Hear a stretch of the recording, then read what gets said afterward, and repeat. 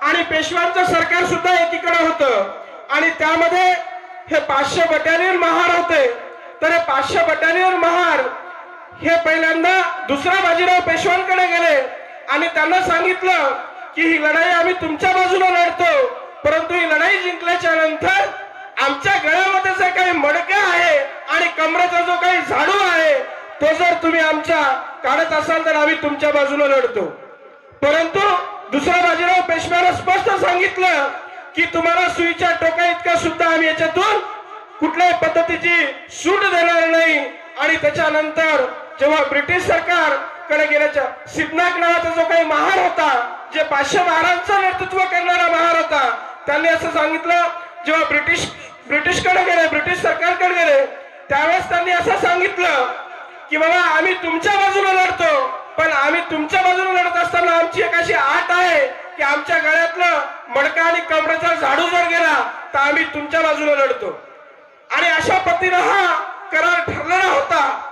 हा करार ठरल्याच्या नंतर जेव्हा एकीकडे 28,000 सैन्य पेशव्यांचं होतं आणि केवळ 500 महारांचं सैन्य हे एकीकडे होतं, याच्यामध्ये पेशवा बाजीरावला असं वाटलं की आमचा पराभव होणं शक्य नाही आणि त्यामुळे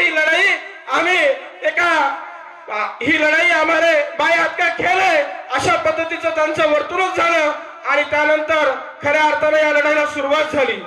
ही लढाई सुरुवात होत असताना जेव्हा भीमा कोरेगावच्या नदीच्या काठावर पेशव्यांचं 12 तास हे सैन्य 500 शूरवीर महाराणी रोखून धरलं आणि स्वतःच्या स्वाभिमानासाठी, स्वतःच्या अस्तित्वासाठी, गळ्यातलं मडकं घालण्यासाठी आणि कमरेचा झाडू घालण्यासाठी या 500 महाराणी ते बलिदान दिलं। आणि त्यामुळे आपल्या गळ्यामधला मडकं आणि कमरेचा झाडू त्या पद्धतीनं ब्रिटिश सरकारनं काढून टाकला आणि नंतर आपल्याला त्यांनी त्या महार रेजिमेंट मध्ये सुद्धा भरती केलं।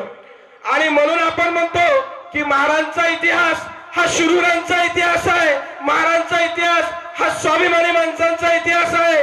म्हणून अशी लढाई झाली की 28,000 पेशवे एकीकडं आणि 500 महार एकीकडं। आणि तेव्हापासून अशी मन पडली की अरे जा तुझ्यासारखे 56 बघितले, कारण एकेकाच्या हिश्शाला 56 आले आणि एका महाराणी 56 जणांना तलवारीच्या जोरावर संपवलं। आणि म्हणून बाबासाहेब आंबेडकर जगात कुठेही जरी असले तरी भीमा कोरेगावला जायचे आणि नतमस्तक व्हायचे आणि म्हणायचे मला स्वाभिमान आहे, कारण माझ्या पूर्वजांचा इतिहास हा शौर्यांचा इतिहास आहे, हा स्वाभिमानांचा इतिहास आहे। एवढ्याच्या प्रसंगी सांगू इच्छितो। आणि जो काही 500 महाराणी जो काही बलिदान दिलं ते खरोखर